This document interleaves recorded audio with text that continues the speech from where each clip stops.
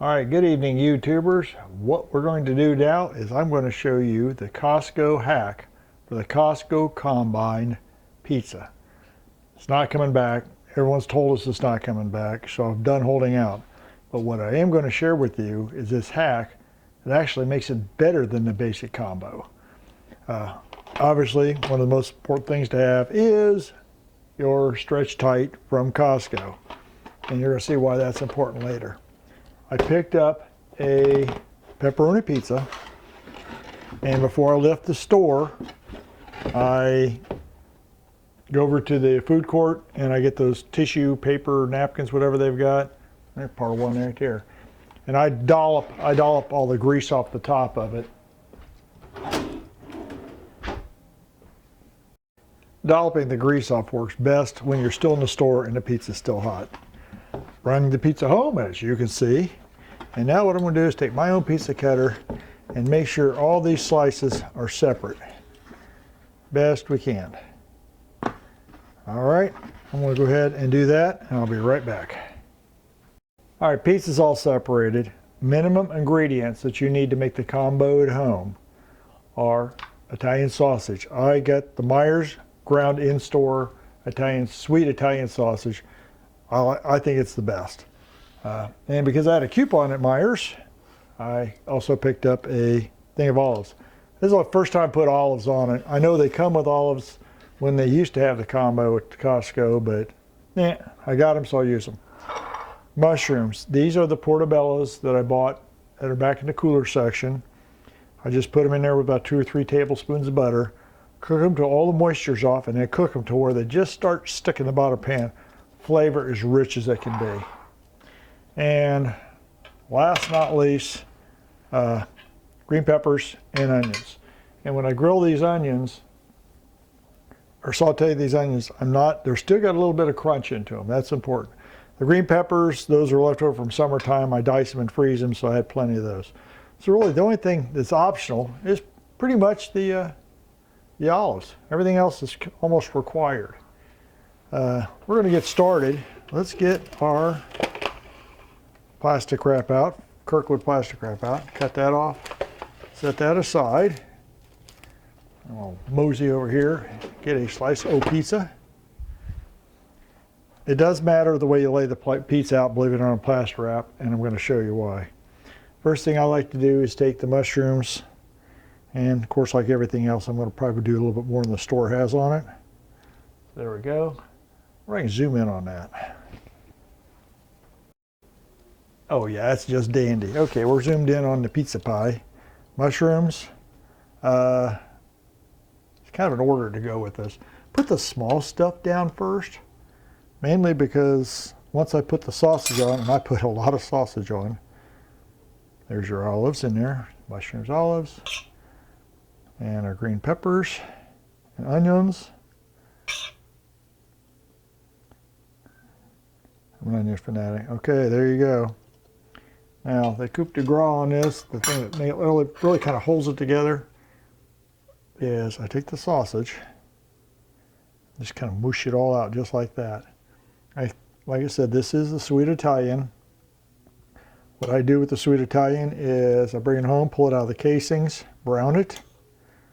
After I brown it, I usually let it cool, sometimes overnight in the fridge, sometimes straight up. Put it in a small food processor. And then I mince it up just like that and stick it in the fridge until I'm ready to go to Costco. And then I put this together as soon as I come home.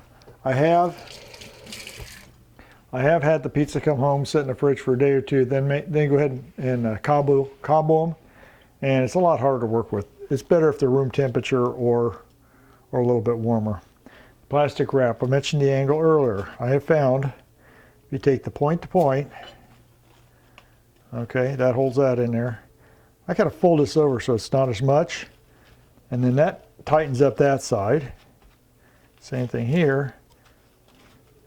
This tightens up this side. There you go. Let me move the camera and give you a good idea.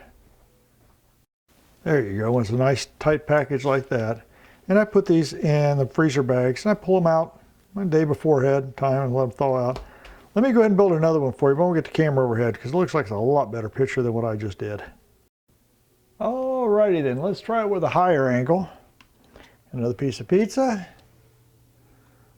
There are mushrooms out.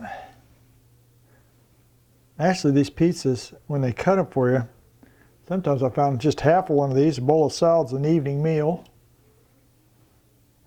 And then the other half of it is breakfast. Because nothing's healthier than pizza for breakfast. It's got all your food groups. At least that's my story, and I'm sticking with it. Oh, it's a big onion. A lot of olives on there. We'll try that. Okay, we've got the mushrooms on there, the portabellas. We've got the black olives that are already sliced. A little heavy on that. We'll get the green peppers and the onions. Nice thing about the green peppers and onions, whatever's left over, you can have on your omelet tomorrow. The green peppers. Sausage.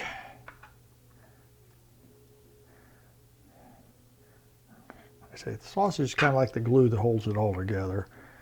I think those warm onions and peppers in there kind of loosen up the grease in the sausage, and there you go. Okay. All right. Okay, once again, we're going to fold this one up. Fold this one in. I was a little stingy on this one. Fold that over. Bring that in. That holds the left side nice and tight. Bring that over there. And that holds the right side nice and tight. Now, when you warm these up, I freeze all these, and then I usually leave one in the refrigerator when I want one to eat. And then to warm it up, what I found works best, at least in my microwave, is I'll go ahead and slice this up while it's still cold, and then I will put 1 minute on the timer at 50% power. That pretty well gets it cooked if it's refrigerator temperature. It's not hot or warm to eat yet, but it gets it all even. And then I hit it for 20 seconds on high, and it's party time. Quantity, about how much, I didn't really mention earlier. The mushrooms, I think those are 2 pounds. They're back in the refrigerator section. I use portabella. You can use the white buttons if you want. As far as the green peppers and the onions, I said my green peppers are diced from summertime, so I just kind of put about that much in there, big old glob of that. And I usually 1.5 onions. If they're medium, 2 mediums, or a large one and a small one, that's what I use for the onion. Like I say, olives, whatever you got laying around there. Sausage, once again, I get a 1 pound sweet Italian link from Meijer's. Pull it out of the casing, brown it. Food processor, so it's really fine, which makes it hold up really nice, as you notice when I put this together, and if I pull the plastic long enough. So again, pull this one in. That buttons up this side of it.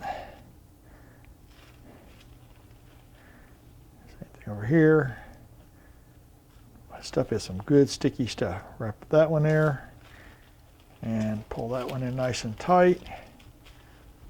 And there you go, ready for the freezer. All right, I'll be back when we get this done.